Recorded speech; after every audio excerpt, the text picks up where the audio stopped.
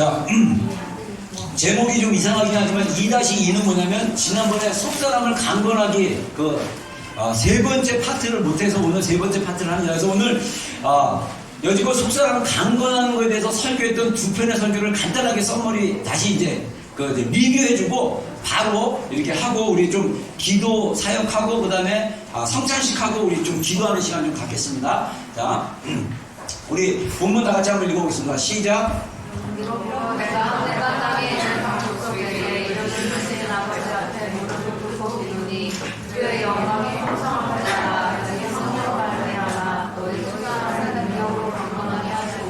네, 자, 우리가 속사람을 능력으로 강건하기 1편 제가 설교할 때 속사람에 대한 얘기를 좀 했죠. 그래서 속사람은 의와 진리의 거룩함으로 지으심을 받은 새 사람이다. 속사람은 하나님의 법을 즐거워한다. 속사람은 자기를 창조하신 이의 형상을 따라 지식에까지 새롭게 하심을 입은 자다. 그래서 성경에서 말하고 있는 속사람은 뭐냐면 우리가 예수님을 믿고 나서 우리 영이 예수님의 복음으로 예수님의 십자가의 갑지불로 우리가 새로워진, 그래서 우리 안에 있는 새 자아라고 얘기할 수 있죠.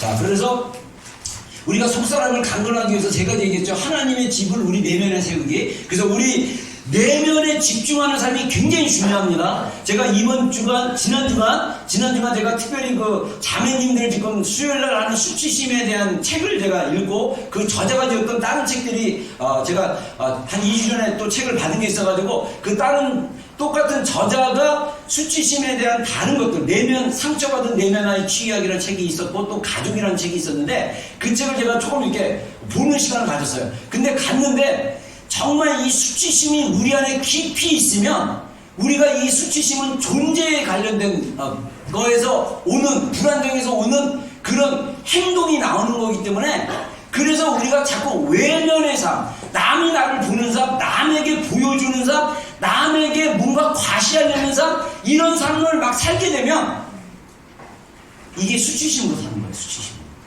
근데 우리가 정말 우리의 속사람이 의와 거룩함과 진리로 거룩함으로 새롭게 된 사람이고, 그래서 우리는 하나님의 법을 즐거워하는 사람이고, 우리는 계속적으로 하나님이 새롭게 지으신 하나님의 형상으로 지음받은 우리가 계속적으로 하나님 앞에 나아가게 하는 그 형상을 닮아가게 하는 과정 가운데 있다라는 분명한 인식과 분명한 계시가 이루어지면 삶의 태도가 바꿔진 거예요. 그러면 우리가 어디에 집중하냐면 내면에 집중해야 돼요. 그러면 내면은 우리의 이 마음속에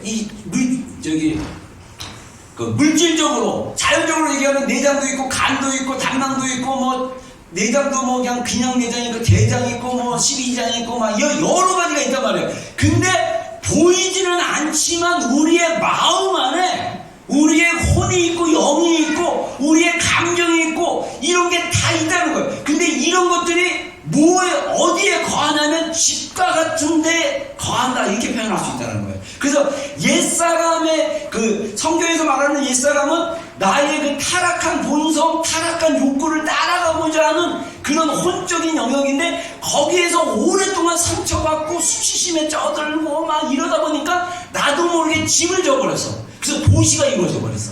그래서 거기에 하나님을 싫어하고 하나님을 거절하고 진리를 따라가기 싫고 이런 것들이 쌓여져 있는 거예요. 그거를 무너뜨리고 새롭게 이 속사람이 거하시는 집을 만들어 놓은 거, 이게 내면에 집중하는 삶이에요. 내면에 집중하는 삶. 여러분, 기독교뿐만 아니라 모든 종교가 내면에 집중하라고 말하고 있어요. 근데 우리의 신앙이 종교적인 신앙이 되어버리면, 종교적인 신앙은요 자꾸 사람들을 의식해요. 근데 진짜 살아있는 신앙, 하나님과의 인격적 관계가 이루어지는 신앙은요 관계 안으로 들어갑니다. 그래서 하나님의 감정을 누리려고 그러고 하나님이 주신 그 은혜가 무엇인지를 느끼려고 그러고, 그게 우리의 속사람이 살아야 될 방향이라는 거죠. 자, 그래서 이 은혜를 우리 안에 담고 이 속사람이 계속 강건해지게 하려면 우리 안에 은혜가 충만하게 흘러 넘쳐야 되는데, 그러려면 어떻게 되냐? 대가를 지불해야 된다. 그래서 대가 지불은 그 은혜를 제가 두 가지로 지난 설교 때 강조했는데, 은혜는 뭐와 같느냐? 귀한 진주와 같다. 그래서 이 귀한 진주를 함부로 소홀히 여기지 말고, 이 귀한 진주를 중요한 상자나 박스 같은데 보관을 하고, 이 박스가 있으려면 공간이 필요해. 그 공간에 넣어야 되는 것처럼 우리가 하나님의 은혜를 귀하게 여겨가지고 우리 내면의 공간을 만들고 장소를 만들어서 그 은혜를 담아 놓는 거, 그러려면 우리가 대가지불이 필요하다. 기도하는 시간이 필요하고, 하나님 앞에 나가는 시간이 필요하고, 그리고 그 시간에 버텨내는 게 필요하고, 이런 게 필요하다는 거죠. 그리고 은혜는 뭐와 같냐? 영적인 음식과 같다. 그래서 영적 음식을 먹으면 그 음식이 우리에게 에너지를 줍니다. 제가 주일날 저는 거의 밥을 못 먹고 와요. 설교 이제 준비 마무리하고 이제 하고 하면 배고픔을 못 느껴요. 근데 이제 설교 다 끝나고 이제 집에 갔을 때 엄청 배고파요. 그래서 이제 몰아먹다 보니까 배가 조금 나오긴 했는데, 지난 주일 같은 경우는요, 제가 한 7시인가 8시에 거의 기절하듯이 잤어요. 그러니까 몸이, 오늘도 고구마를 4개를 구워 먹으려고 미니 오븐에 넣어놨는데 시간 계산을 잘못해가지고 덜 익었어. 그래서 익은 반쪽만 먹다가 커피 한 잔이랑 먹고 왔어요. 근데 아직 안 배고파. 집에 가면 엄청 배고플 거예요. 배까지불이에요. 배가 안 고파. 왜 그럴까요? 제가 배가 안 고파야지 그게 아니에요. 저도 모르게 무의식 안에서 영적인 긴장과, 우리 그 되게 원주에 왔던 친구 목사는 수요일날 거기는 저녁 예배까지거든요. 저녁 예배 끝나고 월요일 아침까지 잠을 못 잔대요. 밤을 홀딱 쓴대요. 그 본인 말로는 영이 막 살아있어가지고 예민해져서 못 잔다고 그래서 그 다음 주일날 설교할 때 이 썸머리를 다 해놓고 이렇게 잔다고 그래서 저는 똑같은 나이지만 저보다 한 살 더 많지만 정확히 따지면, 근데 저는 그렇게 못 견뎌요. 잠이 안 오면 저는 굉장히 몸이 안 좋아지고 되게 하루나 이틀이 힘든 건데, 아무튼 우리가 정말 이렇게 대가를 지불하고 하나님 앞에 나아가는 거, 우리가 예배, 주일 예배도 여러분들이 정말 이 예배 가운데 임하시는 하나님의 은혜가 있거든요. 그래서 이 예배 가운데 은혜를 받으시고 여러분들이 그 은혜의 영적인 음식을 먹으면 뭐가 우리 안에 나오냐면요, 에너지가 나오기 시작해요. 에너지가. 그래서 우리가 살아갈 힘이 느껴지고, 침체하고 힘들고 괴로웠던 감정이 기쁘고 소망이 있고 희망이 있고 할 수 있다라는 감정으로 바뀌고 생각으로 바뀌면 내 마음 안에, 그 혼적인 마음에, 영의 마음 안에 에너지의 기류가 바뀌는 거예요. 여러분, 인간은요 하나님의 형상으로 창조된 존재이기 때문에 인간 안에는 12가지 감각이 발달되어 있다고 합니다. 근데 이 감각이요, 더 놀라운 거는 아기가 뱃속에 있을 때도 안 돼요. 아기가 존재적으로 엄마가 나를 좋아하는지 싫어하는지, 엄마 아빠가 나를 받아들이는지 안 받아들이는지를 존재적으로 감각적으로 안다는 거예요. 인간의 영이 놀라워요. 여러분들이 자녀들을 대하는 그 마음의 깊은 무의식에서 나오는, 제가 아까 얘기한 수치심 책을 읽어보니까 수치심 세대전수예요. 세대전수. 가문에서 이어지는 거예요. 그래서 내가 부모님으로부터 수치심을 받았으면 나도 모르게 그 수치심을 자녀들에게 전가. 근데 그 책 읽어보니까요, 이 말에 수치심을 전가하는 예를 이렇게 하는데 제가 정확히 기억은 안 나는데, 그 여러 문장들인데 그 문장 보니까 내가 몇 개 했던 게 나와. 나도 모르게.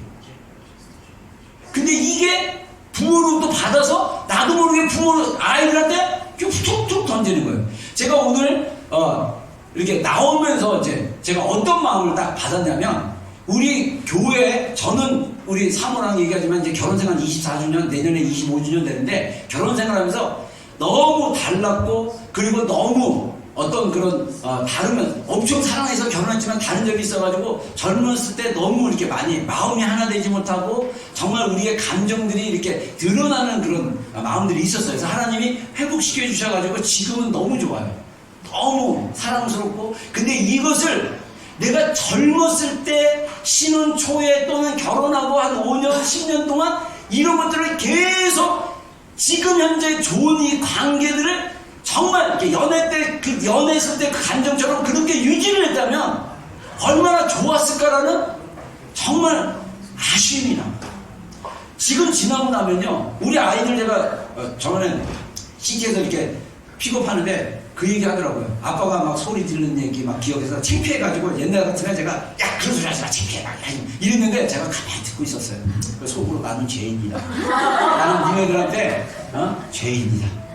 애들이 기억하는 아빠의 이미지를 막 얘기를 하는데 애들한테 너무 미안한 거예요. 내가 목사인데 목사고 뭐고 필요 없어요. 우리 안에 이 내면이 특히 수치심의 문제가 해결되지 않으면 나도 모르게 다른 사람이 될 수도 있다. 그래서 근데 제가 이번 주간 이 책을 읽으면서 제가 저희 우리 성도들 특히 젊은 청년들과 우리 젊은 부부들 생각했어요. 여러분들 싱글이었을 때 이 수치심을 반드시 해결하고 결혼하셔야 돼요. 희한한 게 뭐냐면 수치심 많은 사람이 또 수치심 있는 사람과 만나. 이게 신기해요. 그리고 수치심을 막 드러내다가 막 이렇게 돼요. 내가 수치심 얘기하려는 게 아닌데 얘기가 이쪽으로 왔지만 중요한 거는 젊은 부부였을 때 아이들이 어렸을 때 부부가 하나 되셔야 돼요. 부부가 정말 마음과 마음의 친밀함을 교류할 수 있는 감정을 서로 표현할 수 있는 그런 시간들을 가지셔야 돼요. 누르면 안 돼요. 회피하면 안 돼요. 반드시 표현하셔야 돼요. 애들이 있을 때. 애들 없을 때. 그리고 왜냐하면 내 안에 불편한 감정, 상대방 배우자에 대한 불편한 감정이나 안 좋은 분노나 이런 것들이 있다면요, 내가 말 한마디에서 짜증이 나고 내가 했을 때 애들은요 감각이 뛰어난 애들이기 때문에 다 눈치채요. 죄송합니다. 눈치 다 까버려요. 다 알아야 돼요. 숨기려고 해도 숨길 수가 없어요. 왜? 우리 감정은 에너지를 보여주기 때문에. 그래서 우리가 어떻게 해야 되냐? 이 감정을 반드시 처리하셔야 돼요. 이 감정을 반드시 다루셔야 돼요. 그게 속사람을 강건케 하는 방법이에요. 상담학적으로 얘기하면. 그래서 우리의 속사람은요, 여러분 우리가 아까 얘기한 대로 수치심이나 상처 때문에 우리의 속사람은 살아있는데 옛사람이 나를 너무 강하게 누르고 있는 거예요. 그래서 내 옛사람이 나의 속사람을 너무 강하게 누르니까 내가 압도할 수가 없는 거예요. 내가 맨날 지는 거예요. 그래서 어떻게 해야 되냐? 내 속사람에게 대언하라는 거예요. 예언하라는 거예요. 하나님의 진리를 붙잡고 진리의 말씀대로 내 안의 속사람에게 내 영혼아 여호와를 송축하라. 내 영혼아 네가 어찌하여 낙심하느냐? 너는 여호와를 바라봐라. 아멘 하세요. 아멘. 내 마음의 우울한 마음, 내 마음의 절망스러운 마음, 내 마음의 고통스러운 마음이 올라왔을 때 내 영혼아 하나님만을 바라봐라라고 예언하고 대언함으로써 나의 속사람이 살아날 수 있도록 하는 게 우리 속사람을 강건케 하는 방법이라고 합니다. 자, 그 다음에 두 번째 보면 이 속사람을 강건케 하려면 영적인 삶의 기초를 세워야 된다는 거예요. 그래서 영적인 삶이란 뭐냐? 영적인 생명이란 뜻인데 생명이 내 영 안에 들어온다는 거예요. 그래서 이 생명의 근원이신 예수 그리스도가 우리 안에 있기 때문에 그 예수 그리스도의 생명이 우리 안에 들어오는 게 영적인 삶이다. 그래서 첫 번째 대가 지불해야 된다고 그랬죠. 그 다음에 이제 우리가 이제 두 번째 뭐냐면 온 마음으로 하나님께 집중하기. 그래서 우리의 마음이 하나님을 향해 있고 일관되게 하나님을 하고 나아가도록 하는 게 굉장히 중요하다는 거죠. 그래서 우리의 깊은 곳에 가면 내가 정말 하나님을 원하는 건지 안 하는지 모르는 사람들이 꽤 많아요. 제가 이번에 한 두세 사람 이렇게 얘기하다가 하나님이 또 비슷한 얘기를 할 수 있는 기회를 줬어요. 뭐냐면 제 경험으로 통해서 하나님 주신 교훈이에요. 뭐냐면 제가 20대 때 골방에서 하나님을 찾았던 이유가 뭐냐면 제가 상황을 컨트롤할 수가 없어서 그랬어요. 재정적인 거 너무 힘드니까 내가 하나님한테 가서 도와달라고 기도할 수밖에 없는 환경이었어요. 근데 이게 여러분의 삶 가운데 여러분들도 마찬가지예요. 직업의 문제라든가 어떤 문제가 있을 때 그 문제가 중요하면 중요할수록 어디로 가야 되냐면 하나님께로 가야 되는 거예요. 하나님께로 가서 이게 제된 욕구라 할지라도 내가 정말 이걸 원해. 그걸 원하면 하나님께 가서 하나님께 구하는 기도를 해야 돼요. 구하는 기도를 하다 보면 하나님께 간절하게 원해서 나의 뜻을 막 구하다 보면 기도하다 보면 하나님이 은혜로 우리 가운데 와주시면 우리 안에 죄된 정결치 못하는 그런 의도와 그런 뜻들이 어떻게든 불타기 시작하는 거예요. 그리고 하나님 앞에 내 뜻대로 마옵시고 아버지 뜻대로 하옵소서라는 수준까지 가면 하나님이 나의 욕구가 하나님으로부터 온 거면 하나님이 반드시 들어주십니다. 근데 그 욕구가 정말 나의 죄된 의도와 다른 그것에서 나오면 하나님이 돌이키게 하세요. 그래서 하나님을 신뢰하기 시작하면 하나님이 나는 이걸 구했는데 하나님이 더 좋은 걸로 하나님이 나한테 주시는 거예요. 저는 그거를 경험했어요. 근데 이게 우리 속사람이요 너무 안타깝게 마음이 나눠져 버린 거예요.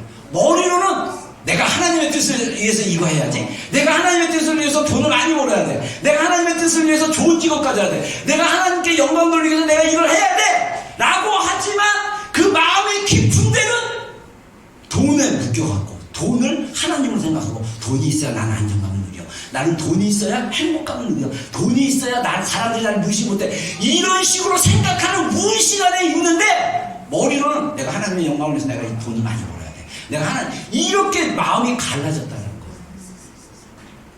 그러면 어떻게 하냐면요, 마음이 갈라지면 하나님께로 안 갑니다.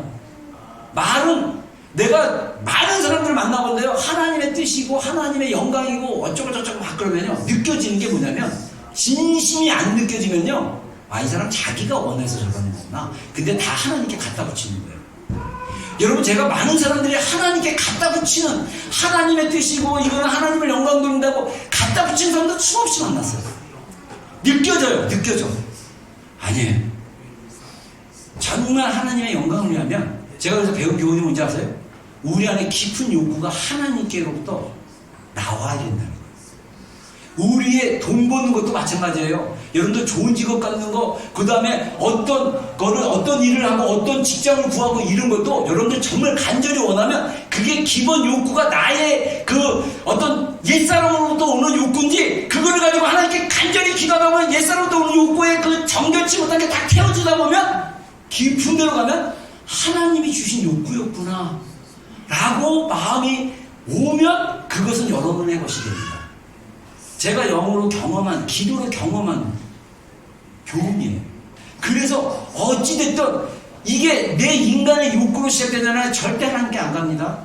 어떻게 하는지 아세요? 자기 인간적인 방법으로 이루려고 노력합니다. 사람들 만나고 더하고 머리 쓰고 이러면 될까 저러면 될까? 하나님께로 안 가요.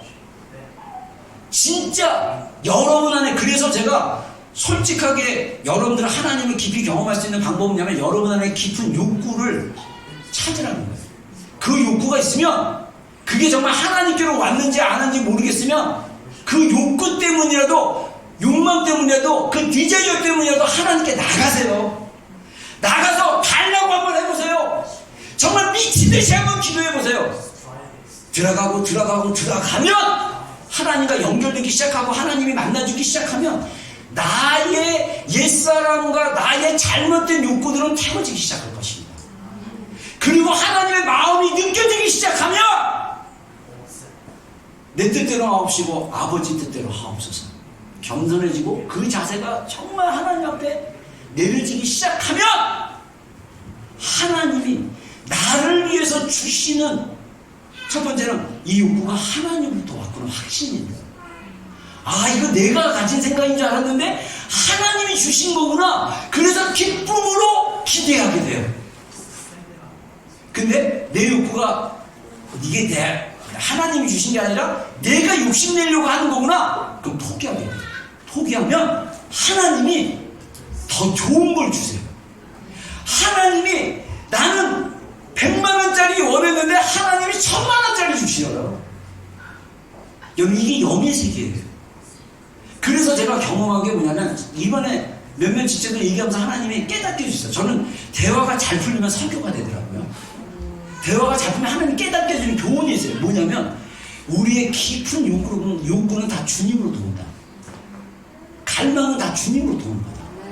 제가 이제 세 번째 단계, 우리가 올바른 시각으로 갖는 거, 삼일째 하나님, 자기 자신, 그리고 우리의 원수인 사단에 대해서 올바른 시각을 가져야 되는데, 삼일째 어제 제가 저녁에 이제 기도회 끝나고 이걸 준비하면서 결국은 이 삼일째 하나님이 왜 세 분이면서 한 분이신 이 신비한 하나님의 모습이 왜 한 분으로만 보여지지 않고 세 면의 인격체로 보여주시는가 라고 했을 때 그 답을 우리가 이 하나님에 대한 그 뭐랄까 올바른 시각, 하나님이 우리 인간의 필요를 어떻게 채워주시는 하나님인 걸 경험하다 보면 알게 되는 거예요. 자, 그래서 오늘 2&2로 올바른 시각을 갖는 건데 세 가지입니다. 먼저 하나님에 대한 올바른 시각을 가져야 돼. 첫 번째, 하나님은 어떤 하나님이냐? 삼일체 하나님, 세 분이면 한 분이에요. 근데 자, 한번 읽어보겠습니다.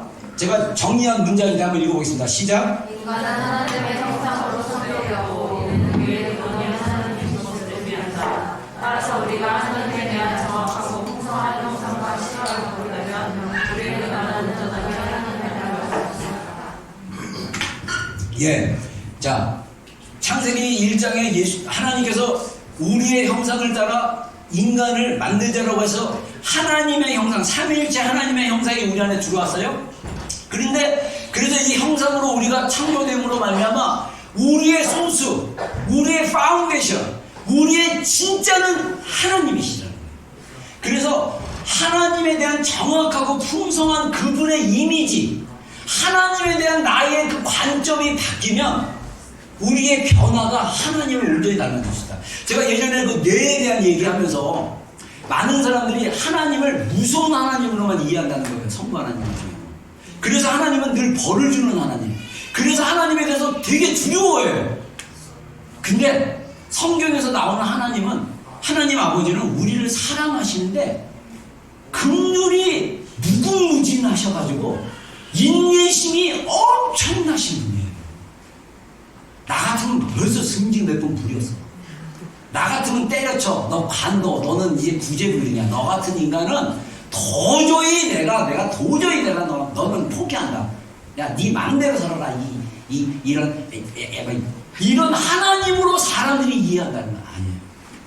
너무너무 하나님은 사랑이 많으신 거예요.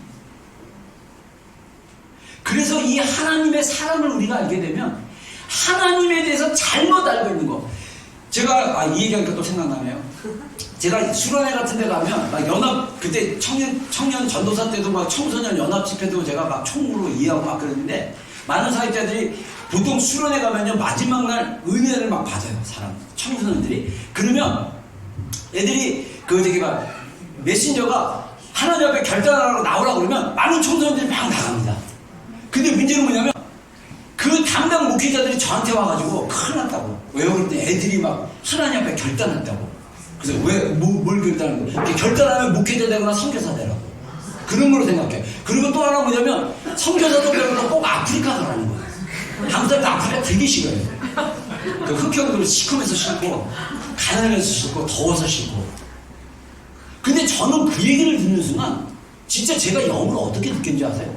하나님 그런 건 아닌데, 하나님이 억지로 가라고 하시는 건 아닌데, 억지로 하라고 하는 건 아닌데, 오해야, 오해. 그거는요, 이 진짜 힘들고 어려운 일들은 누가 하냐면요, 하나님의 사랑의 깊은 은혜를 받는 사람들이라는 거예요. 아프리카 그냥 조금 은혜 여기나 요 정도 받고 아프리카 갔다가 거기서 정신병 걸리고 그 아프리카 갔다가 힘들어갖고 사역 포기하고 막 이런 나온 사람들도 있을 수 있어요. 그게 왜 그냥 이 내면의 깊은 곳에서부터 하나님에 대한 사랑의 계시가 열려지지 않으면요, 모든 삶이 고달프고 힘듭니다. 여러분들 풍요로운 삶을 살면 하나님 잘 섬기고 돈 잘 벌고 뭐 문제 없고 막 이러면 잘 될 것 같죠? 하나님이 우리 안에서 채워지지 않으면요, 그런 삶도 공고해요. 그런 삶도 허전해요. 왜냐? 우리는 하나님의 형상으로 지음을 받은 존재이기 때문에 하나님이 우리 안에 계셔야 돼요. 하나님의 사랑이, 하나님의 자유하심이 우리 안에 없으면 우리 인생은 늘 허전하고 공허하고 외롭고 없는 것 같고 뭔가 채워지지 않고 만족되지 않는 삶을 살 수밖에 없어요. 우리가 존재 자체가 그래요. 왜냐? 하나님의 형상으로 지음받았기 때문에. 아멘. 네. 그래서 이 삼위일체로서 하나님은 인간의 필수적인 필요를 채워주는 계시로 우리에게 나타나신다. 자, 인간은요 하나님의 형상을 받았기 때문에 심리학적으로 세 가지 꼭 필요를 채워야지 그 사람의 마음에 안정감이 있다고 합니다. 첫 번째는 소속감이에요. 이 소속감이 있어야죠. 우리가 태어났는데 여러분 정말 불행한 건 뭔지 아세요? 부모님이 나를 기뻐하지 않아. 근데 부모님이 엄마가 나를 양육하는데 어떤 식으로 하냐면 내가 부모로부터 받지 못한 그 사랑에 대한 그 굶주림으로 내 아이를 막 하는 거예요. 그러면요 뭐가 있냐면 엄마로부터 받지 못한 수치심이나 이런 것들이 다 내 안에 무의식 안에 이미 내면화되어 있기 때문에 나도 모르게 애들한테 흘려보내는 거예요.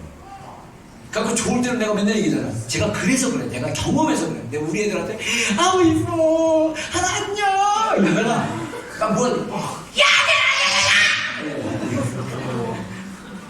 그래서 중학교 때 제가 우리 아이들이 그랬어요. 아이들이 아빠 앵거 매니지먼트에 문제 있는 거 같아요. 병원 가봐. GP만 나가. 애들이 볼 때는 혼란스러운 거예요. 에? 애들 때는 엄청 어이구 그랬죠. 아이고 그랬죠. 아이고 저리 가. 저리 가라니까. 엄마 바빠. 저리 가. 저리 가. 애들이 느끼는 이 거절감과 이 애들이 느끼는 그 수치심은 엄청난 거예요. 애들은 어떻게 생각하는지 아세요? 엄마가 나 사랑하지 않나 보다. 아빠가 나 사랑하지 않나 보다. 나는 이 가정에 소속이 안 되나 보다. 내가 그러니까 아빠를 기쁘게 해줘야지, 엄마를 기쁘게 해줘야지. 그래서 애들이 영향이 안 되는데 그 엄마와 아빠의 사랑의 안정감에서 안정감 안에서 마음껏 누려야 되는데 그걸 못 누리고 애가 애쓰기 시작하는 거야. 엄마한테 잘 보이려고 애쓰고 아빠한테 잘 보이려고 애쓰고 아빠 나 이거 잘했지 막 인정받으려고 하고 이렇게 살다 보면 나도 모르게 삶의 시스템이 그렇게 들어와 버렸어. 사람들에게 인정받아야 되고 소속받아야 되고 안 되면 절망이 오고 안 되면 굉장히 슬퍼지고 이게 인간의 필요예요. 그 다음에 두 번째는 뭐냐? 자기 내면의 깊은 평강과 피조물의 평화의 필요성. 자, 이거는 뭐냐면요, 우리가 하나님의 사랑 안에 들어가고 하나님 안에 자유함을 경험하고 하나님의 깊은 은혜 안에 들어가면 내 안에 피스가 있어요. 피스. 정말 깊은 그게 있어요. 세상에 알지 못하는, 세상에 경험하지 못하는 그 평강, 평화. 그리고 다른 피조물들과 조화롭게 해요. 잔인하지 않아요. 막 나는 개 싫어하니까 개새끼야 저리 가 막 이러면서 막 이렇게 하는 게 아니라 개는 싫어하지만 개는 저게는 이쁘네 저게는 멋있어 이렇게 할 수 있어요. 여러분들 아이들이 그리고 여러분들 안에 좀 잔인한 게 있고 막 이런 게 있으면요 그게 다 어렸을 때 부모님으로부터 학대받거나 부모님으로부터 안 좋은 상처를 받았기 때문에 나도 모르게 사람들에 대해서 이렇게 매몰차고 사람들에 대해서 싫어하고 좋아하는 사람이 나는요 제일 기분 나쁜 게 뭔지 아세요? 어떤 애는 좋아하고 어떤 애는 싫어하는 거 제일 기분 나빠요. 나는 이게 모태 상처가 있어서 그런가 봐. 가족 안에서 우리 엄마가 저는 벌써 어머니 용서했어요. 그래서 매주 제가 전화를 드립니다. 그리고 꼭 전화를 걸 때 사랑합니다, 축복합니다 꼭 해요. 근데 이 아이들을 이뻐하려면 아이들은 존재 자체를 다 이뻐하셔야 돼요. 근데 내 안에 차별이 있는 이유는 뭡니까?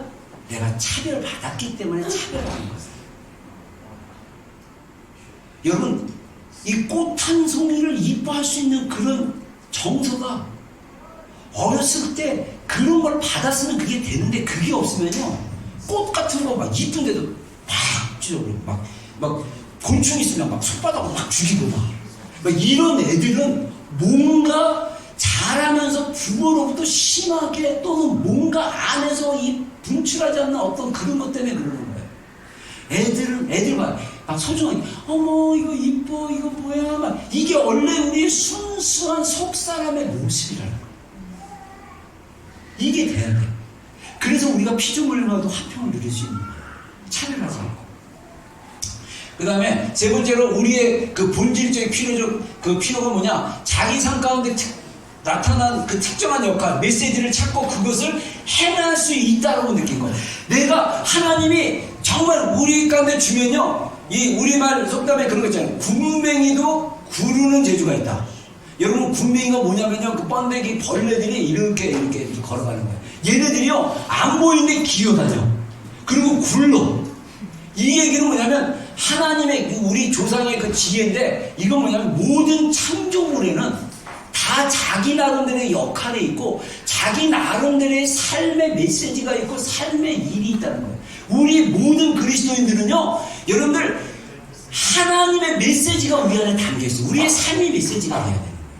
그리고 우리의 삶은 뭔가를 수행하고 할 수 있는 그 역할로 잘 되어질 수 있어야 되는 거예요. 그러지 않으면 행복하지가 않는 거예요.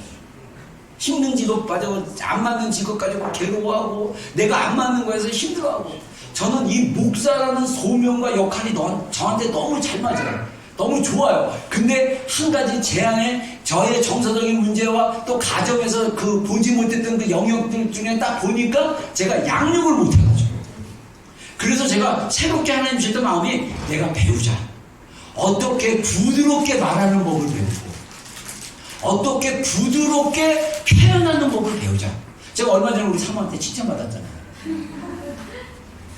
제가 밥때가 달라요. 우리 아이들 밥때도 다르고 밥 먹는 데가 다르고 막 이러면요, 저는 챙겨주지 않아도 우리 엄마가 늘 챙겨주지 않아서 제가 알아서 챙겨 먹기 때문에, 그래서 맛있는 걸 챙겨 먹는 게 아니라 김치만 챙겨 먹기 때문에 지금 보이는 것만 이렇게 챙겨 먹고 막 그래요. 근데 애들 밥하고서 제가 좀 늦게서 식사 때를 놓쳤어요. 그래서 밥을 딱 먹다가 밥을 먹으면서 제가 그랬어요. 자기도 먹었어? 우리 사모가 늘 이게 한 게, 왜 물어보지도 않냐. 저는 물어본 살면서 우리 엄마 아빠도 밥 먹었니를 물어보지 않았어요. 알아서 챙겨 먹었거니, 어린애가. 그래서 저는 알아서 챙겨 먹는 게 삶의 문화였어요. 그래서 물어보지 못하는 거예요. 근데 제가 어느 날 생각이 나가지고 두세 번 물어봤어요. 다음 날도 자기도 밥 먹었어? 자기도 챙겨 먹었어? 근데 다 그러더라고.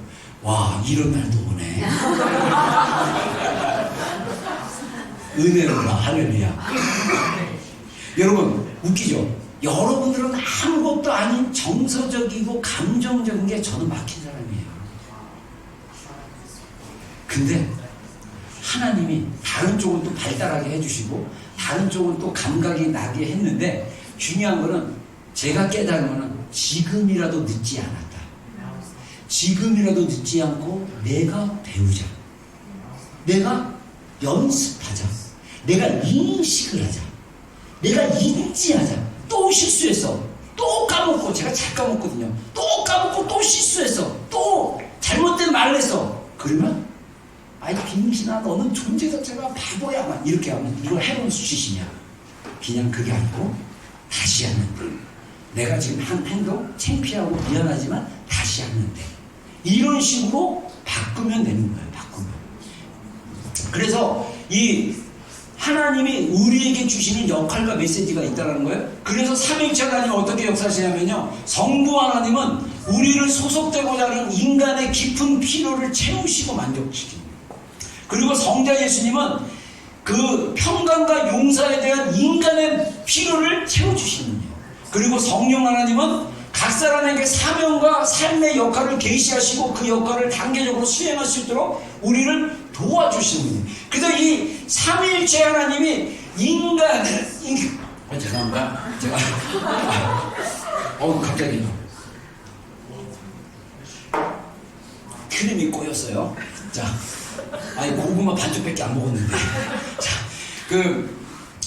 이 소속감, 하나님이 우리를 얼마나 하나님의 자녀로 우리를 사랑하시는지에 대해서 만족감을 주시는 거예요.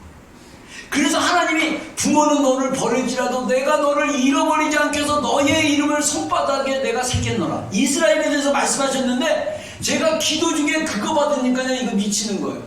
하나님이 우리 엄마가 나를 차별하는 것 같고 엄마가 나를 사랑하지 않는 것처럼 내가 느껴졌는데, 우리 아버지가 나한테 별로 관심 없는 것처럼 느껴졌는데, 이 시대 하나님이 계시로, 어떤 엄마가 자기가 난 아들을 잊어버릴 수 있느냐. 그러나 그러나 그들이 잊을지라도 내가 너를 잊지 않게 해서 내가 너의 이름을 내 손바닥에 내가 새겼다. 그리고 내가 너의 성벽 앞에 서 있다. 이게 영으로 확 풀어지니까요, 하나님이 나를 잊지 않고 나를 붙잡고, 하나님 아버지의 사랑이 내 안에 영의 깊은 곳에서부터 흘러 넘치니까 그 안정감, 나를 하나님의 자녀로, 내가 비록 육신의 가정과 깊은 그런 어떤 그 안정감을 못 누렸지만 하나님이 나를 자녀 삼으시고 나를 아들이라 하시고 나를 사랑하시는구나. 그리고 예수님의 십자가의 사랑이 풀어지니까요, 내 마음에 미움, 시기 진짜 거의 사라졌어요. 저도 인간적으로 어느 상황에서는 어떤 때는 뭐가 이렇게 약간 뭐 시기는 아니지만 약간 부러움 막 이런 게 올라올 때도 있었어요. 그러면 저는 빨리 처리합니다, 이런 것들은. 그리고 진짜 저는 남이 잘 되면 되게 좋아요. 우리 목사님이 교회가 커지고 잘 되면, 와, 잘 됐다 목사님, 좋겠네요. 그랬어요? 목사님 교회 그랬어요? 와, 축하해요. 그래도 그 기도 열심히 하시고 막 이러니까 좋으네요. 저는 진짜 진심으로 축하해 줄 수 있어요. 저 교회는 저런데 나보다 나이가 어리고, 나보다 외모도 별로고, 나보다 신학도 짧은데 왜 저럴까?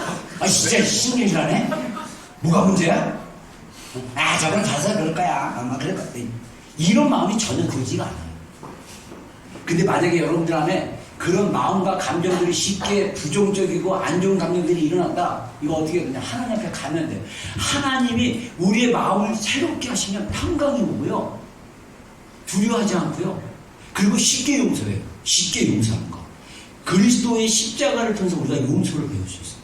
그리고 성령님이 우리 안에 사명을 주시고 그 역할을 알게 하시고, 제가 릭조이너 목사님의 책을 읽으면서 그 사역의 여러 단계가 있는 거 보면서 저가 어떤 위치에서 해야 될지도 깨닫게 되고, 그 다음에 저의 사명이 분명하게, 저의 사명은 여러분들을 예수님께 데려가는 게 사명이에요. 여러분들이 예수님을 사랑해서 예수님과 성숙한 신앙 안에 올라가서 신부의 영성으로 가가지고 우리의 각자의 소명과 사명 안에서 비전교회의 비전과 여러분의 소명이 하나 돼가지고 각자의 분야 안에서 하나님의 하시는 일들을 하기 시작하면 하나님이 영광 받으시겠구나.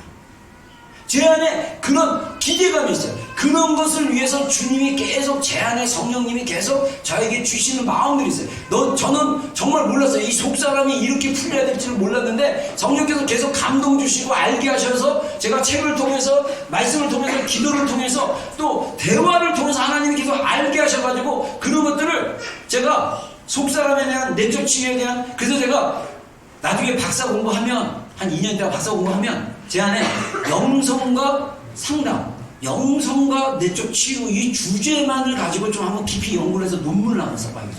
그리고 이걸 목회에 실제적으로 적용하는 부분으로 한번 해봐야겠다는 그런 마음이 듭니다. 자, 그래서 우리 두 번째, 우리가 올바른 시각을 가졌는데 자기 자신에 대해서 올바른 시각을 가져야 돼요. 자, 한번 성경 읽어보겠습니다. 골로새서 3장입니다. 한번 읽어보겠습니다. 시작.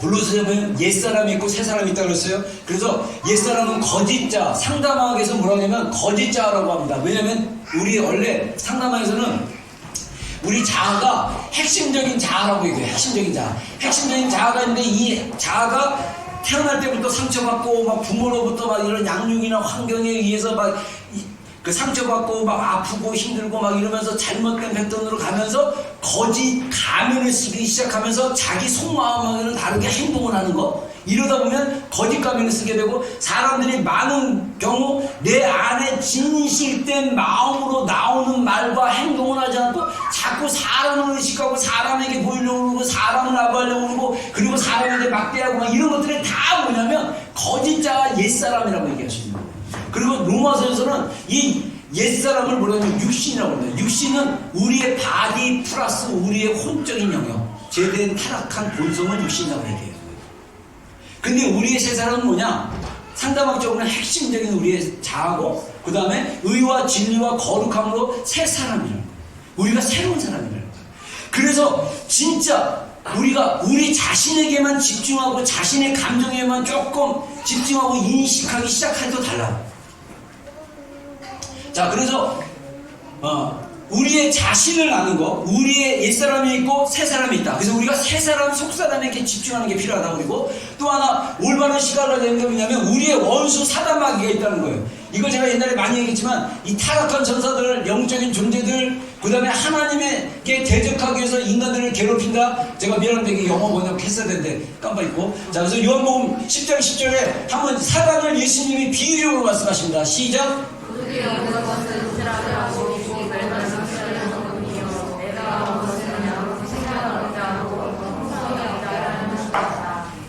예, 사단을 예수님이 도둑이라고 해요.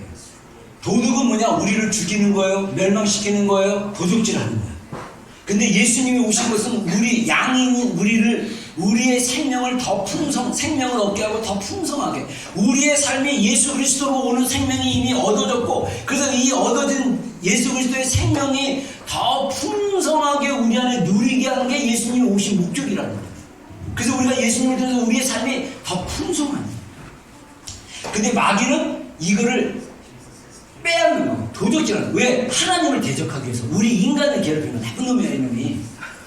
그래서 이 마귀가 인간의 모든 영역에 영향을 미치고 있다는 거죠. 에베소 2장 2절에 보면 그때 너희는 그 가운데 행하여 이 세상 풍조를 따르고, 영어 성경에는 이 세상 풍조는 뭐냐면 이 세상의 방법들이라는 거예요. 그리고 공중의 권세자분들을 따랐으니, 자, 공중은 뭐냐면 이 영적인 하늘의 세계에 그 영적인 권위를 가진 걸 얘기합니다. 그래서 곧 불순종의 아들들 가운데 역사하는 영이다. 그래서 전에는 우리도 다 그 가운데서 우리의 육체의 욕심을 따라 지내며 육체와 마음에 원하는 것을 하여 다른 이들과 본질상 진노의 자녀였더니, 여기서 우리는 사도 바울 사역자와 에베소에서 사역을 했던 사역자들을 얘기해요.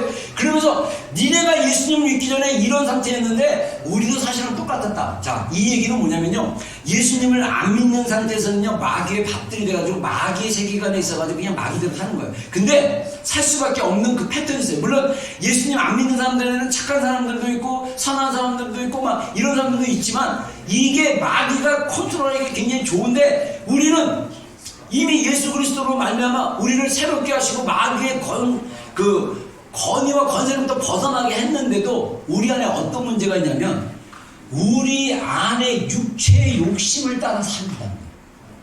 그리고 육체와 마음에 원하는 것을 하여, 이게 뭡니까?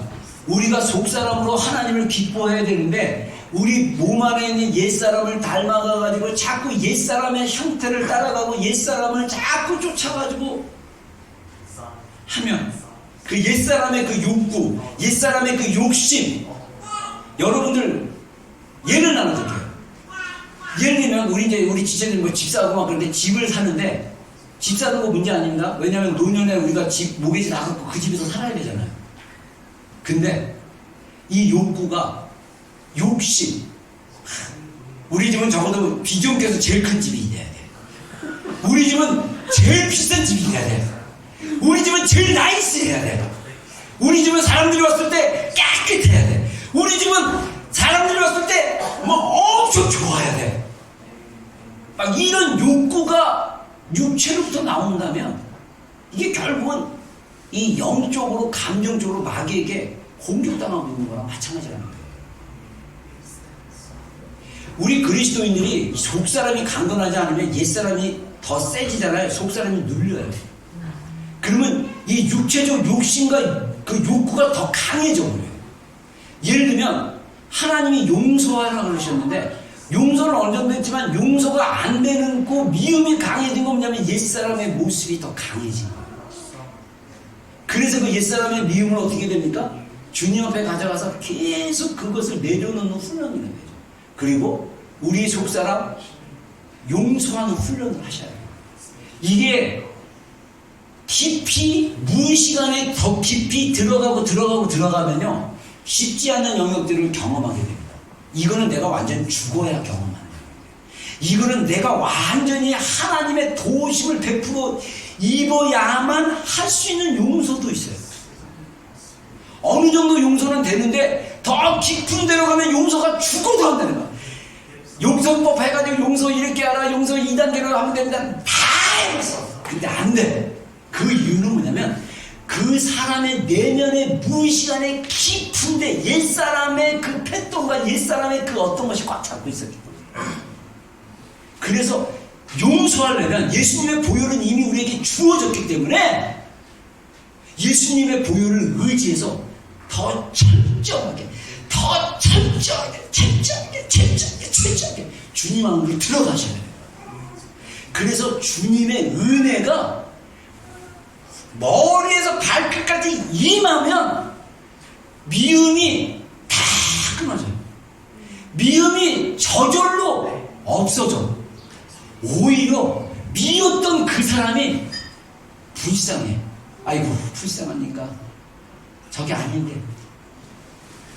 그 영적인 용서의 그 영역 안에 들어가면 새로운 눈이 열리는 거예요.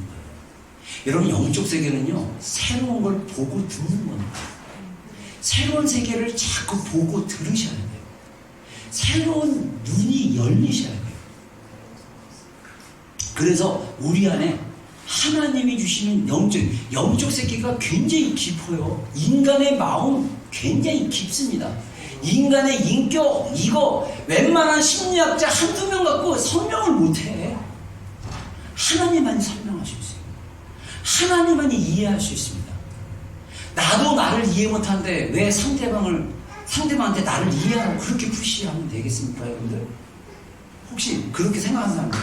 자기도 자기를 잘 이해 못하면서 이해 못 받는다고 막 그러면 안 되는 거예요. 나도 자기를 잘 용서 못하면서 남에게 왜 용서 안 하냐고 막 그럴 필요 없어요. 우리가 하나님 안에서 용서되고 우리가 하나님에서 이해되면 자연스럽게 그 깊이에 따라 다른 사람에 대한 것들이 풀리게 돼 있어요. 이게 우리의 영의 세계고 우리의 영으로 인해서 그 감정 안에 들어가는 세계라고 저는 생각합니다. 자, 그래서 마지막 결론으로 얘기하겠습니다. 자, 매일 제가 이거는 어떤 그 영적 삶을 잘 유지하고, 아까 영적 삶에 대한 기초를 얘기했지만 영적 삶을 계속 유지하는 8가지 방법 중에 제가 2가지만 채용해서 여러분들에게 소개해야 됩니다. 하나는 뭐냐면 매일 일관되게 하나님과의 영적인 관계를 유지하기. 이 얘기는 뭐냐면요, 우리의 마음이 하나님께로 향하는 게 중요해요. 우리의 마음이 자꾸 나눠지면 안 돼요. 그래서 여러분들 왜 내면으로 이 유지를 하라고 얘기하냐면, 우리의 마음이 하나님께로 향해 있으면 우리가 기도를 못해도, 우리가 성경 못 읽어도, 우리가 뭘 못해도 이게 종교가 아니라 하나님 마음과 연결되어 있으면 그냥 나가는 거예요. 근데 그렇게 되기까지는 뭐가 필요하냐? 매일 훈련이 필요하고 일정한 시간에 지켜야 되는 거예요. 그래서 어떤 분은 40일을 얘기합니다. 성경에 40일이 굉장히 나오니까 그 리거렌 목사님 같은 경우는 목적이 이끄는 40일에서 어떤 얘기를 하냐면, 자기가 40일 동안 교회에서 그 12주 해가지고 이걸 한 이유가 뭐냐면 40일 동안 습관을 바꿀 수 있다. 그래서 여러분들이 어떤 습관을 들이고 싶으면, 기도의 습관을 들이고 싶으면 40일 동안 여러분들 매일 그 일정한 시간에 일정한 장소에 그 시간에 기도해 보세요. 습관이 들여져요. 그래서 일정하게 나가기 시작합니다. 그래서 여러분들 나중에 뭐라고 얘기하냐면요, 성령님은 펌프와 같다고 합니다. 우리 마음 안에 그 물을 끌어올리는 펌프와 같은 분이라서 이게 작동되기 시작하면 우리 안에 생수가 이제는 계속 나오는 거예요. 근데 이게 펌프가 한 번도 작동된 적이 없어. 이러면 계속 괴로운 거예요. 작동됐다가 고장나고 뭐 이런 건 안 나와서 잘 모르겠지만, 그런 건 아니고 이게 성령께서 우리 안에 있는 생수를 끌어오시고 이게 넘치기 시작한 걸 경험하게 된다면, 우리가 계속 우리 안에 보이지 않는 우리 내면의 그 흐름 안에 성령님의 어떤 생수의 흐름이 계속 있지 않나, 저는 개인적으로 생각해요. 그러기 위해서는 매일 일정하게 영적인 삶을 유지하기 위해서 매일 하셔야 됩니다. 주일날은 한 번 쉴 수 있어요. 주일날은 예배가 있으니까. 그러나 월요일부터 토요일까지 계속 하시면 돼요. 저도 주일날 저도 오늘 조금 늦게 일어났는데 늦게 일어나도 제가 바빠도 한 30분이든 20분이든 앉아서 또 기도해요. 그러니까 이게 편하고 좋아요. 이거 안 하면 오늘 어떨까 이런 거 걱정 안 하고 그냥 하고 싶어요. 그냥 하나님 앞에 그냥 앉아 그냥 가서 앉고 싶어요. 그래서 그냥 기도문 가지고 읽고 또 묵상하고 예수님 이러면서 예수님 이름 부르면서 그냥 머물고 싶어요. 근데 이렇게 되기까지 시간이 필요하고 일정만 매일매일 일정하게 유지하는 게 필요하다는 거죠. 그리고 두 번째 뭐냐면 우리 마음의 주의 기울기. 자, 우리 한번 이거 문장 한번 읽어보겠습니다. 시작. 인격이신 성령님께서 우리 가운데 계시다는 것을 깨닫고 인지해야 한다. 성령님을 슬프게하는 일을 피하고 그분을 기쁘시게 하는 일에 주의를 기울여야 한다. 서로 사랑하고 서로에게 민감하여 서로를 향해 우월하게 대하는 것이 중요하다. 서로와의 관계에서 주의를 기울여야 한다. 자, 성령님, 인격이신 성령님이 우리 가운데 있다는 건 뭐냐면 내 안에도 있고 너 안에도 있고 여러분 안에도 있다는 거예요. 그래서 이분은 인격적인 분이기 때문에 이 성령님을 슬프게 하지 말라. 성경은 성령을 근심하게 하지 말라. 그래서 성령을 근심하게 하는 많은 것 중에 말은 말 잘하셔야 돼요. 말을 더러운 말, 부정한 말, 악한 말, 비방하는 말, 남을 갖다가 이렇게 이렇게 뒷담화 까는 말, 이런 말들은 성령님이 근심하시고 슬퍼하셔요. 그러다 보면 우리 안에 이 성령님의 어떤 일하시나 이분은 인격적인 분이기 때문에 슬퍼하시면 우리 안에 몰래도 약간 기쁨이 안 느껴질 수도 있어요. 왜냐하면 그 기쁨은 성령님부터 와야 되기 때문에 성령님이 나에 대해서 슬퍼하시는 거예요. 그게 있을 수 있다는 거예요. 그래서 이 내 마음의 상태를 잘 유지하고 체크를 하려면 우리가 관계 안에서 조심해야 돼요. 서로 존중하고 서로 사랑하고 민감하고 온유하게 되는 거예요. 여러분들 제가 성경에 나와 있는 것처럼 저도 이걸 경험했지만 우리가 아무리 우리의 속마음을 속이려고 하고 숨기려고 해도 하나님을 속일 수가 없어요. 근데 상대방이 민감하면 그 감정을 느낄 수 있다는 사실 아세요? 내가 꺼려하고 싫어하고 멀리하고 싶고 이러면 상대방은 모르는 사람은 잘 몰라갖고 이러고 있는데 아는 사람은 그걸 느낄 수 있어요. 근데 중요한 건 우리 안에 있는 성령님이 그거를 알고 계신다. 슬퍼한다. 서로 사랑하라. 서로 돌봐줘라. 서로 온유하게 대해줘라. 그래서 우리가 서로의 관계 안에서 주의 깊게 신중하게 잘해야 돼요. 저는 옛사람에 좀 입버릇이 있어가지고 제가 말로 좀 약간 거친 게 상대방에게 이게 얘기할 때 있어요. 특히 사모한테 애들한테 막 이러고 이러는데 이게 성령님이 슬퍼한다는 얘기를 제가 듣고 내가 조심해야겠다. 요거 입을 자꾸 숯불로 지져버려야겠다. 그러니까 지져가지고 부드럽게. 그리고 제가 조금 이제 깨닫는 게 뭐냐면 내가 행동을 한 박자 좀 느리게 하자. 그리고 생각도 저는 생각이 하나 딱 들어오면 벌써 행동 다 했어요. 그래서 생각도 좀 느리게 하자. 그래서 뭘 할 때 서둘지 말자. 제 안에 바쁘게 살아야 되는 그 시스템이 들어와 있어가지고 저는 먹을 때도 빨리가 입에 뱉어서 빨리 먹어. 빨리. 근데 이 말도 하지 말자.